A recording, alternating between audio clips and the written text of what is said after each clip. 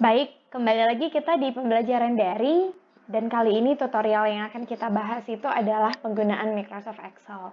Dan Excel yang saya gunakan kali ini adalah Microsoft Office Excel 2016. Mungkin akan ada sedikit perbedaan dengan versi Microsoft Office Excel yang lainnya atau yang saat ini sedang Anda gunakan, tapi overall fitur yang dimiliki kurang lebih sama. Nah, sebagai awal pembelajaran di sini, kita akan mulai memperkenalkan apa saja menu di Microsoft Office Excel. Yang pertama ada menu File, kemudian Home, Insert, Page Layout, Formulas, Data, Review, View, sampai ke Help. Nah, masing-masing menu ini memiliki fungsi yang berbeda. Kalau kita menggunakan menu File, ini biasanya akan lebih banyak diarahkan untuk organizing atau maintain dokumen kita. Untuk yang Home lebih diarahkan ke formatting dokumen. Kemudian yang Insert berarti kita dimungkinkan untuk melakukan penyisipan beberapa item, mulai dari tabel, ilustrasi, ada grafik ataupun chart, kemudian beberapa filter, dan mungkin juga link dan lain sebagainya. Kemudian kita juga bisa mengatur yang namanya layout halaman atau tampilan lembar kerja kita. Di sini kita bisa melakukan pengaturan tema, page setup, kemudian pengaturan sheet, dan lain sebagainya. Dan yang paling penting, karena Excel adalah pengolah angka atau spreadsheet, maka kita bisa bermain-main dengan yang namanya formulas. Dan selanjutnya, di sini kita juga bisa mengatur data kita, apakah nanti mungkin akan dihubungkan dengan Microsoft Access, dihubungkan lagi dengan sumber-sumber yang lain, atau bahkan kita juga bisa mengatur dalam bentuk grup ataupun ungroup.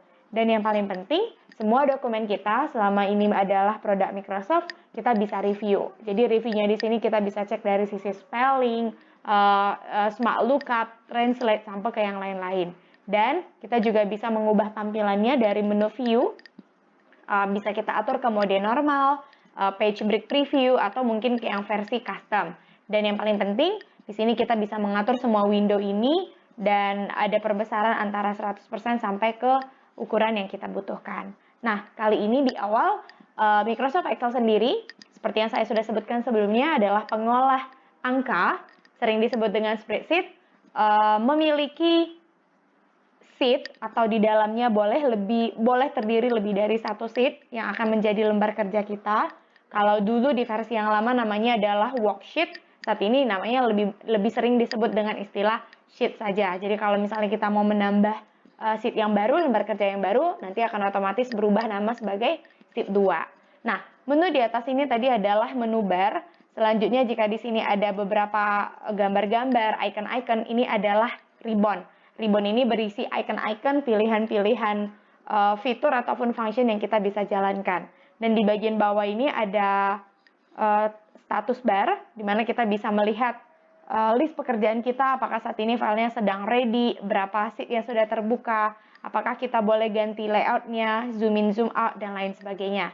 Dan di bagian ini kita juga akan scrolling ke atas, ke bawah, ke kiri, atau ke kanan, tergantung jenis pekerjaan kita.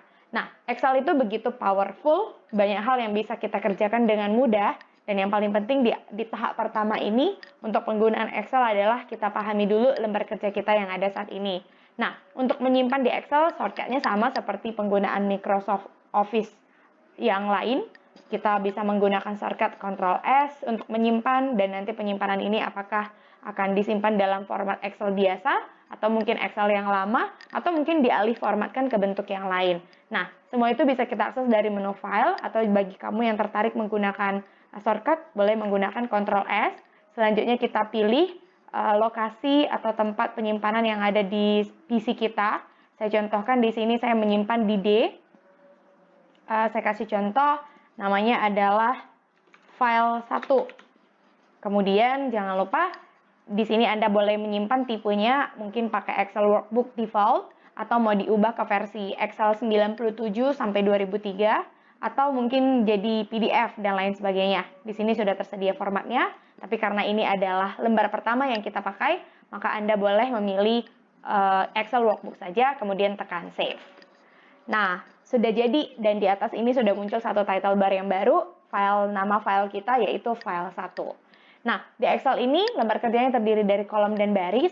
Seperti yang Anda bisa cek, baris pertama itu adalah baris 1 yang dipasangkan dengan kolom pertama yaitu A. Jadi, seberapa banyak sih barisnya, seberapa banyak sih kolomnya, Anda bisa menggunakan bantuan keyboard Anda. Kalau misalnya mau ngecek berapa total baris, silakan gunakan tombol kontrol dan panah ke bawah di keyboard Anda.